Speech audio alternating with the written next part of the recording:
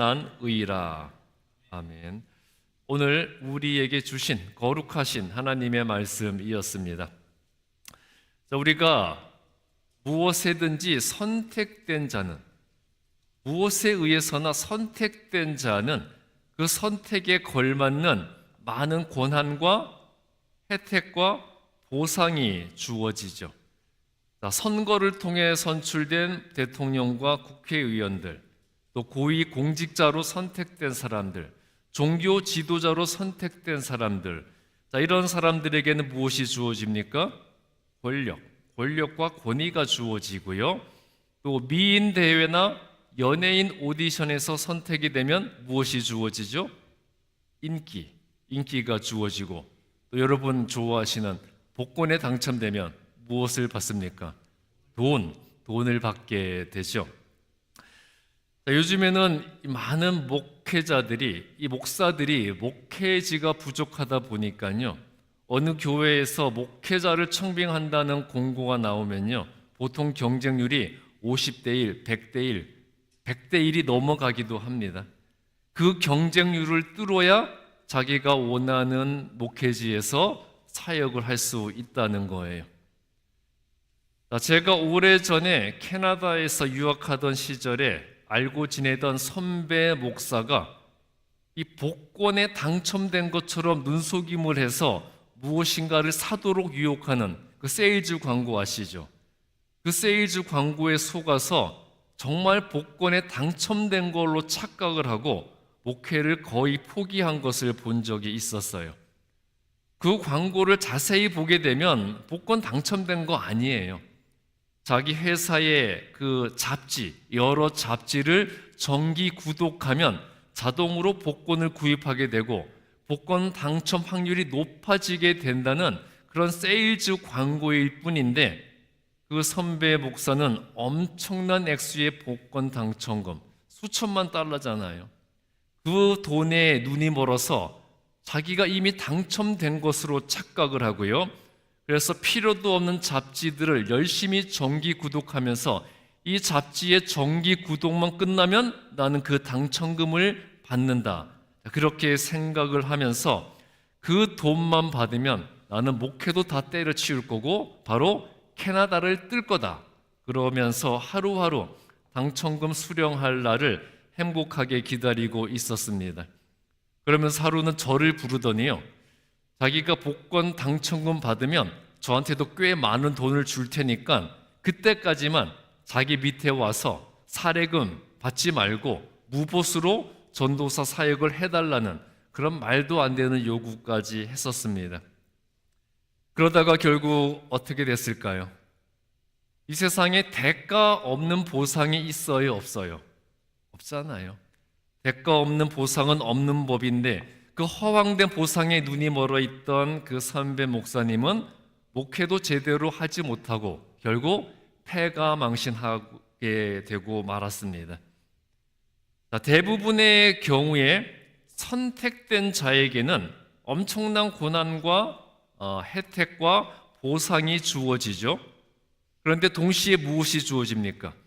그 고난과 혜택과 보상이 주어짐과 동시에 그 선택된 직책에 부합하는 책임과 의무도 함께 부여되는 거죠.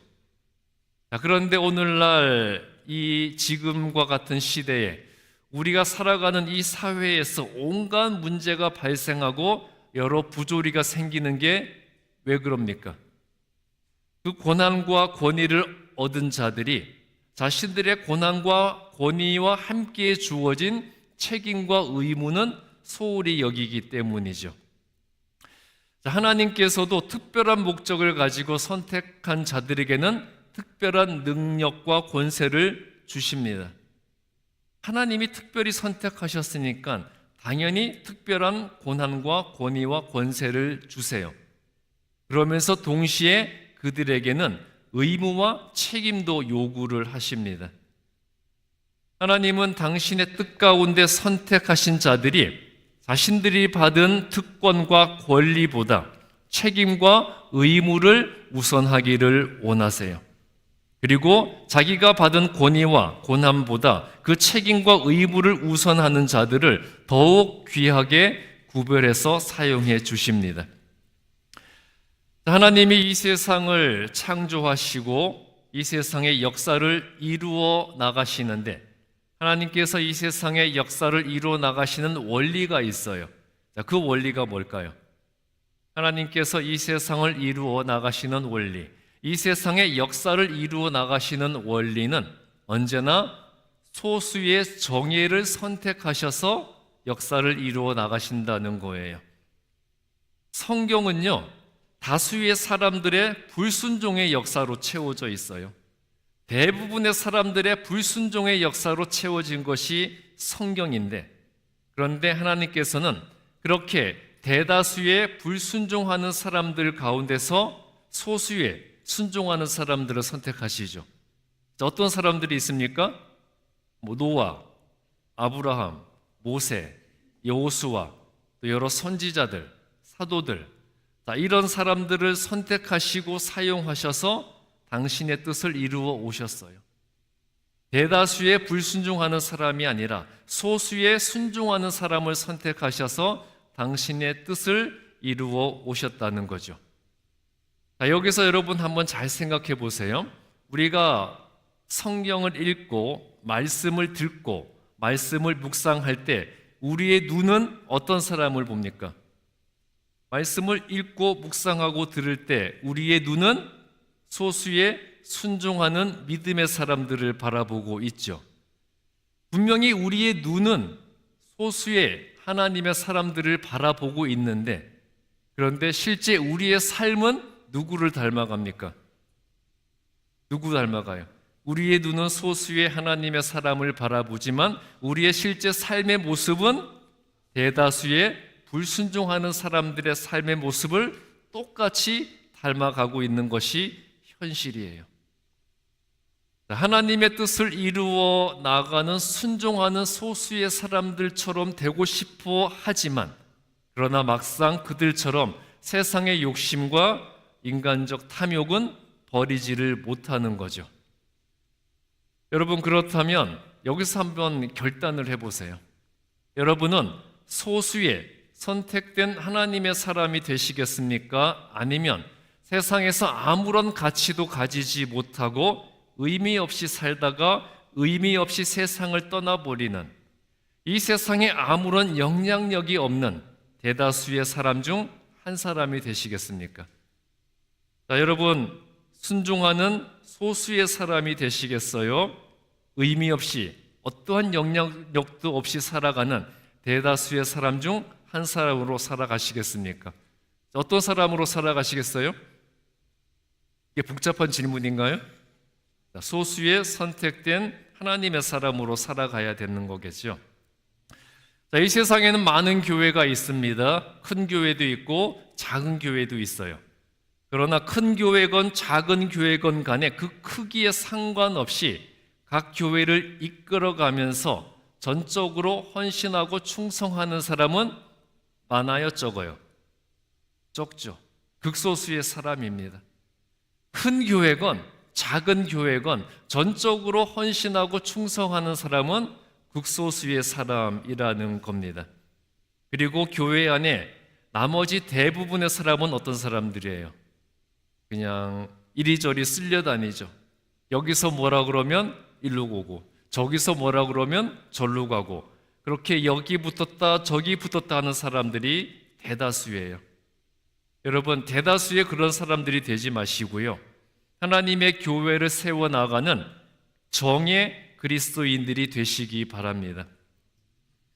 자, 한낱 조직폭력배들, 조직폭력배 전문용어로 뭡니까? 깡패죠, 깡패. 이 깡패들도요, 비전이라는 게 있대요. 자, 깡패들의 비전이 뭐겠습니까?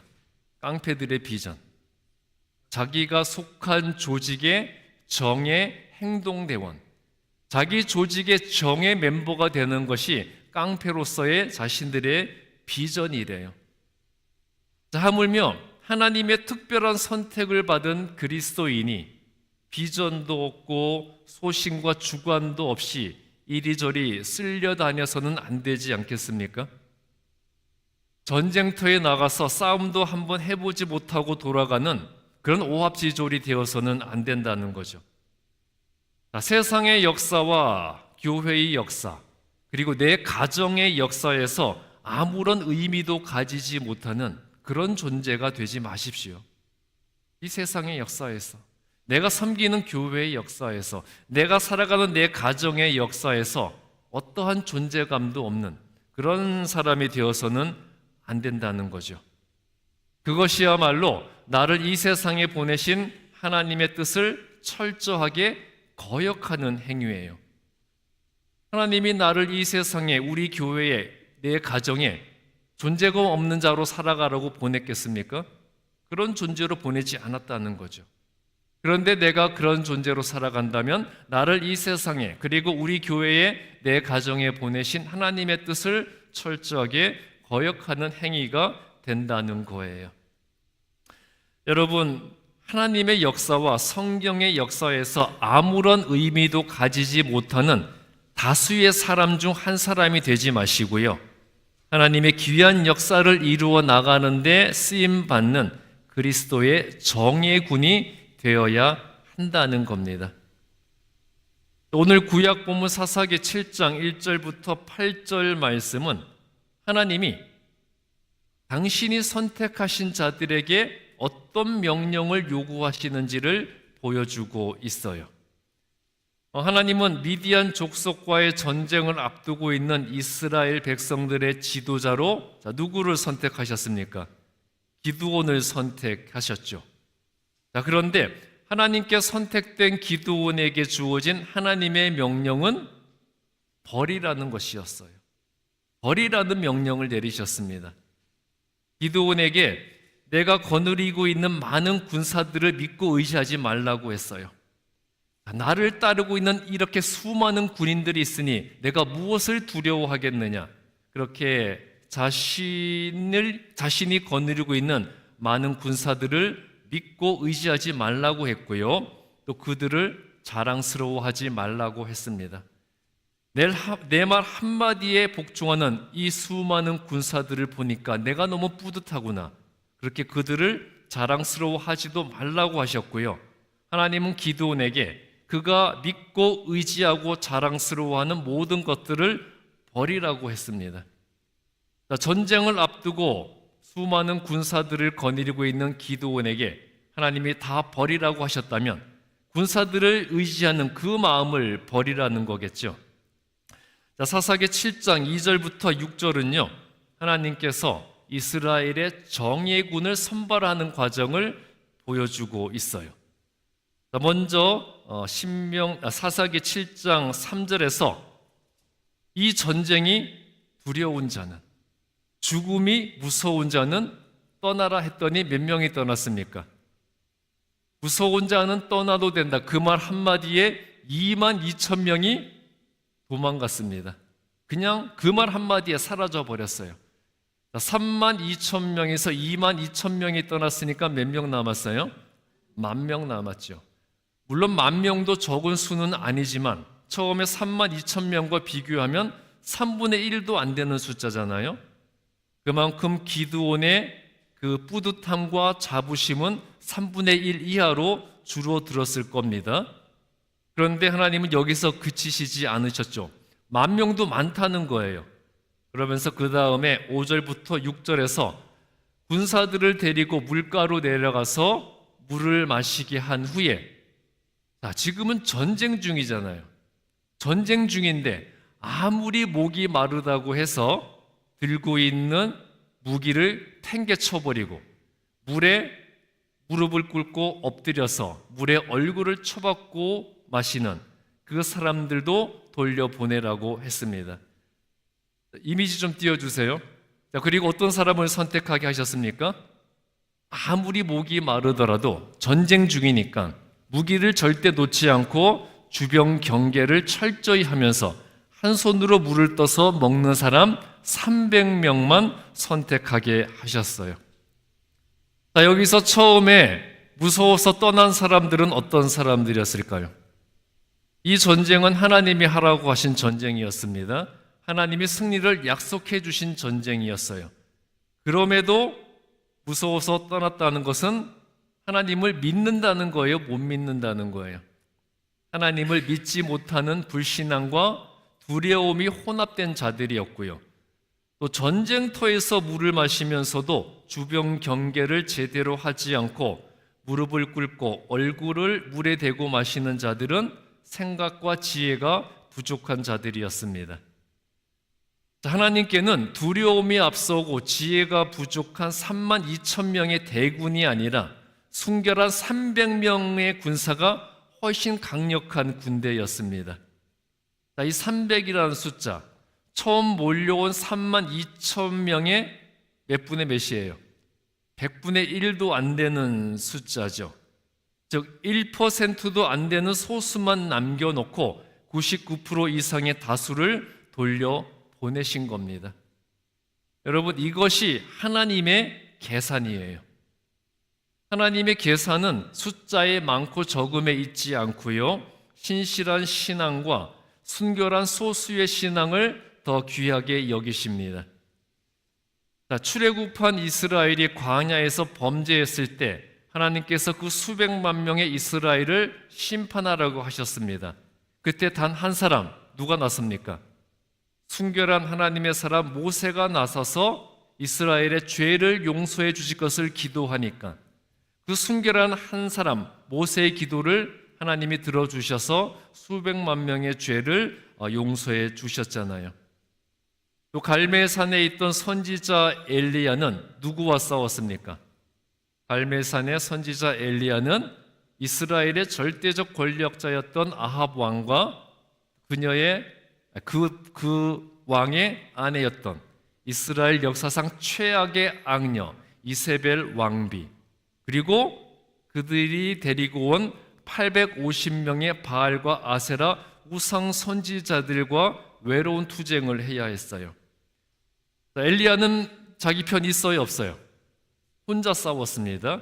반면에 반대편에는 절대 권력을 가진 이스라엘의 왕, 그 못지않은 권력을 가진 악녀 이세벨 왕비, 그리고 그들이 데리고 온 850명의 바알과 아세라 선지자가 있었고, 엘리야는 그들과 혼자서 외로운 투쟁을 했지만 엘리야의 순결한 신앙과 하나님을 향한 불붙는 열정이 하나님의 능력을 보게 만들었죠. 어떤 능력이 나타났습니까? 하늘로부터 불이 내려오게 되었고요. 그래서 수많은 우상 숭배자들을 물리치고 승리했고 그들이 심판을 받아 멸망하도록 만들었어요. 하나님께 선택된 자가 자기 자신을 버리고 하나님의 이름을 위해서 전적으로 충성할 때 그 사람을 통해서 큰 일을 이루어 나가시는 것이 바로 하나님의 섭리예요. 많은 사람을 사용하시는 것이 아니라 단 한 사람이라도 하나님을 앞에 자신의 모든 것을 내려놓고 하나님의 이름을 위해 전적으로 충성하는 사람을 통해서 하나님은 큰 일을 이루어 나가신다는 거죠. 하나님께서 인간을 향해서 하셨던 최초의 명령은 버림의 명령이었습니다. 하나님께서 인간에게 하신 최초의 명령은 버리라는 명령이었어요. 아담과 하와에게 하나님께서 선악과를 먹지 말라고 명령하셨죠. 선악과를 먹지 말라는 것이 무슨 의미였겠습니까? 바로 땅의 결실인 세상의 욕심과 내 눈에 가장 좋아 보이는 세상의 탐욕을 버리라는 명령이었어요. 아담과 하와가 선악과를 바라볼 때 선악과가 어떻게 보였다고 그랬죠? 먹음직하고 보암직하고 정말 취하고 싶은 과일이었잖아요. 그것을 먹지 말라고 한 것은 세상의 욕심과 탐욕을 멀리하라는 그런 명령이었어요. 이렇게 불신앙과 순결하지 못한 것으로 습관화되어 있는 우리 자신의 옛사람이 십자가에 못 박혀 버리지 않는다면 우리는 온전한 하나님의 능력의 통로가 될 수 없습니다. 빌립보서 3장 4절부터 9절에서 예수님께 선택된 바울은요, 예수님을 따르기 위해서 자신이 소중하게 여기던 모든 것을 버렸다는 것을 강조하고 있습니다.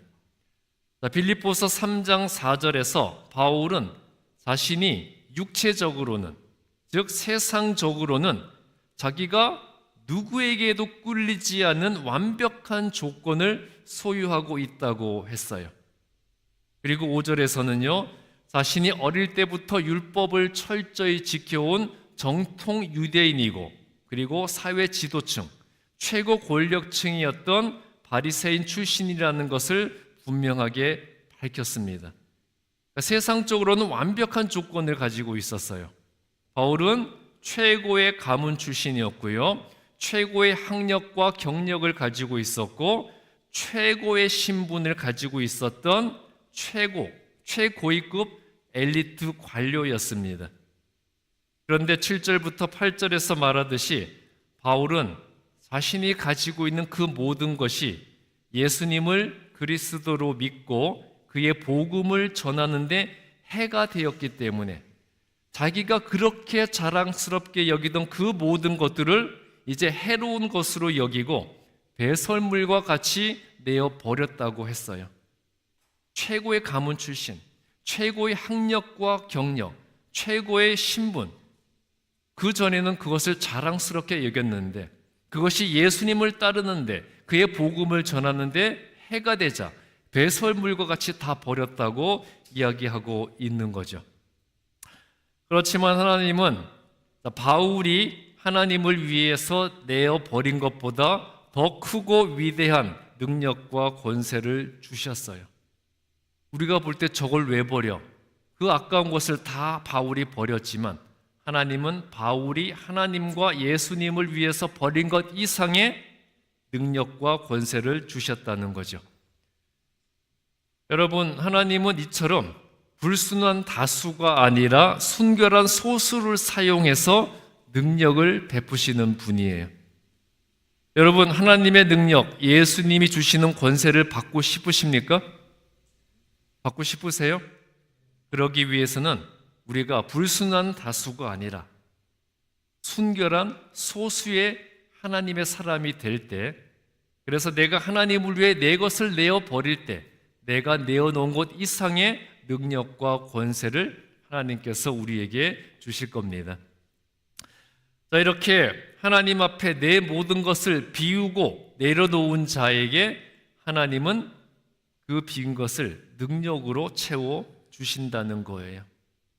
하나님 앞에 하나님을 위해서 내 것을 비우고 내려놓을 때 하나님은 더 큰 능력과 권세로 채워 주신다는 거죠. 자, 자신의 모든 것을 먼저 버리셨던 예수님을 한번 보세요.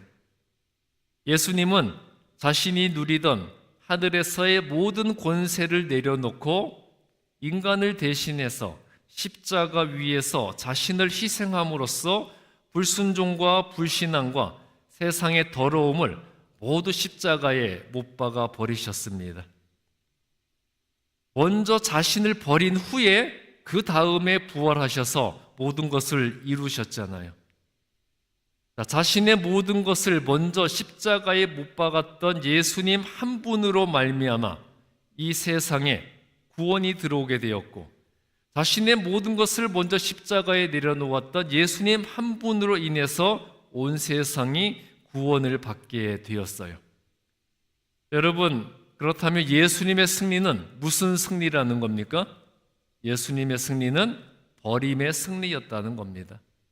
버림으로써 승리하셨다는 거예요. 그러므로 예수님을 그리스도로 믿는 자들은 세상의 욕심과 정욕과 더러운 것들을 못 박아 버리고, 내 안에 누구를 주인으로 모셔야 된다는 거예요? 내 안에 예수 그리스도께서 주인으로 들어오시게 해야 돼요. 그것이 우리가 세상에서 모든 것을 이기는 자로 살아가는 방법이에요. 여러분, 주변에 돈 많은 부자가 보이면 부러워요, 안 부러워요? 부럽죠. 그렇지만 다른 사람이 많은 것을 가지고 있다고 해서 가진 것이 많음을 부러워하지 마십시오.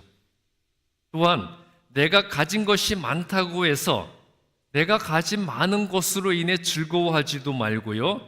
더욱이 내가 가진 많은 것을 자랑하는 것은 더더욱 하지 말아야 돼요. 우리가 해야 될 것은 뭐겠습니까? 하나님을 위해서 나의 생각과 판단과 지혜를 내려놓고 또한 내 소유와 지위를 하나님을 위해서 배설물과 같이 내어버린 후에 오직 하나님의 뜻만을 구하고 그 뜻대로 순종하여 나아갈 때 하나님께서는요, 내가 하나님을 위해서 버리고 포기한 것 이상의 능력과 권세와 은혜를 내리셔서 하나님을 위해서 크고 놀라운 일을 하도록 해 주실 것입니다. 내가 세상의 것을 자랑한다. 더 이상 하나님으로부터 받을 것이 없다는 겁니다. 그러나 내가 하나님을 위해 내 모든 것을 내려놓을 때 하나님께서는 능력과 권세와 은혜를 내리셔서 하나님을 위해 크고 놀라운 일을 하는 자로 사용해 주신다는 거죠. 우리 주반석교회 성도님들, 하나님께 선택되어서 예수님을 위해 귀한 사명 감당하는 그리스도의 정예군으로 쓰임받는 예수님의 제자들이 되시기를 주님의 이름으로 축복합니다. 기도하겠습니다. 예수님을 믿는 저희들을 그리스도의 좋은 군사로 사용하여 주시옵소서. 우리 인생의 주인으로 예수님을 모신 자들로서 세상의 욕심과 탐욕을 버리고 내 의지와 생각과 판단을 앞세우지 않고 오직 주님의 뜻을 이루기 위해 헌신하고 충성하는 그리스도의 정예군으로 쓰임받는 예수님의 제자들이 되게 하여 주시옵소서. 예수 그리스도의 이름으로 기도했습니다.